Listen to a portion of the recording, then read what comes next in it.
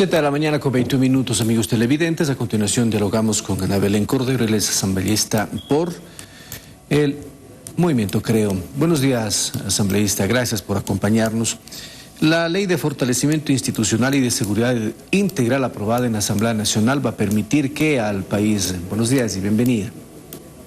Buenos días, un saludo a todos los televidentes, gracias por la invitación. Efectivamente, ayer, después de una larga demora, digamos, en la Asamblea Nacional, logramos debatir en segundo debate, valga la redundancia, este proyecto de ley importante, que era la suma de varios proyectos de ley sobre temas de seguridad, que va a permitir a la ciudadanía, entre otras cosas, aparte de la ley del uso legítimo de la fuerza, poder ser defendida ante el crimen organizado en las calles. Uno de los artículos importantes o principales que tiene esta reforma al Código Orgánico Integral Penal es el tema de las vacunas o extorsiones, que se conoce. Sabemos que en muchas ciudades y provincias del país están utilizándose estos mecanismos justamente para quebrantar el orden, la seguridad y la propiedad privada. Esa es una de las importantes innovaciones que tiene esta reforma planteada ayer y aprobada ayer por la Asamblea Nacional.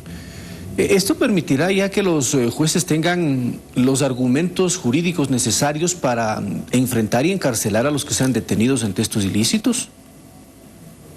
En ese sentido, la Asamblea ha cumplido con su parte, dotar del marco jurídico para que efectivamente los jueces tengan su marco jurídico, la Policía Nacional, las fuerzas del orden en general, pero también dependerá mucho de la voluntad de los jueces, del trabajo mancomunado entre jueces y Fiscalía para poder justamente poner tras las rejas a los criminales. Hemos visto con mucha pena y con mucho asombro cómo se pone en libertad a muchas personas por delitos mayores con las llamadas acciones de protección o el abuso de las garantías constitucionales cuando algunos jueces, tanto de primera como segunda instancia, fallan en contra de la ley. Yo creo que también, aparte de este esfuerzo que ha hecho la Asamblea Nacional, que deberán hacer los jueces, la Corte Constitucional está llamada a pronunciarse sobre el abuso de las acciones constitucionales.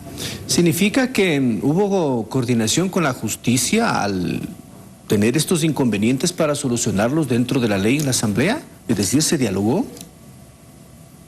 Bueno, nosotros como Asamblea Nacional en el Pleno aprobamos esta ley, pero la Comisión de Seguridad, que es la que llevó adelante estas importantes reformas durante un plazo bastante importante, recibió comparecencias de algunos sectores, entre ellos seguramente también el sector de la justicia, para dar obviamente su aporte, cuáles son los inconvenientes que tienen en aplicar la ley. Sabemos que hay muchos, por ejemplo, personas privadas de la libertad por delitos menores, sin sentencia por muchos años, que eso permite, por ejemplo, el hacinamiento en las cárceles. Ese es un tema que hubo que solucionar.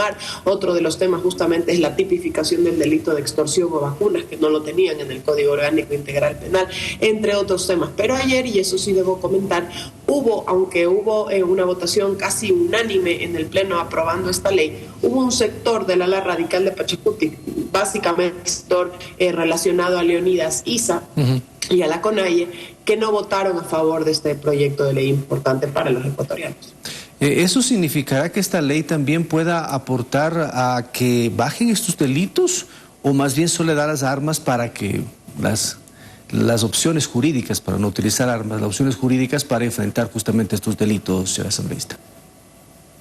Bueno, mire, yo creo que en realidad el efecto disuasivo que puede tener una ley en determinados delitos se cumple, pero en delitos mayores, como por ejemplo la extorsión, el narcotráfico, el sicariato, creo que poco o nada influye lo que diga o deje de decir la ley, porque finalmente criminales mayores o de delitos mayores no se ven, digamos, perjudicados o disuadidos por una ley de este tipo, ¿no? Yo creo que finalmente lo que se requiere también es mano dura de las fuerzas del orden, de la policía, de esa colaboración necesaria que requiere la policía de parte de las Fuerzas Armadas. Esa es la enmienda que ha presentado el presidente de la República ante la Asamblea Nacional. Y también, por supuesto, jueces probos, honestos y eficientes que lleven adelante los procesos para poner tras las rejas a los más grandes criminales. ¿Significa también entonces de que con la reforma va a permitir que todas las instituciones, policía, ejército y justicia, ya no tengan ningún tipo de pretexto para que no se avance en la lucha contra la inseguridad? ¿Podríamos entender así? Efectivamente, bueno, el tema del ejército todavía está pendiente, eso es una reforma parcial a la Constitución que está tramitándose en la Comisión de Enmiendas, pero el tema adicional sobre las herramientas jurídicas o el marco legal que debería tener la policía, que deben tener los jueces, la Fiscalía en general, para poder actuar frente al crimen organizado, ya nosotros como Asamblea Nacional hemos cumplido finalmente, después de demoras y retrasos, hemos cumplido, y ahora le queda al resto de organismos del Estado, la justicia, la Fiscalía, la Policía Nacional. Esperamos que podamos cumplir y hemos estado a la altura de las circunstancias para los ecuatorianos y el resto le toca a las otras instituciones. ¿Esto se complementa con la propuesta del presidente de la República en la consulta popular que será el 5 de febrero?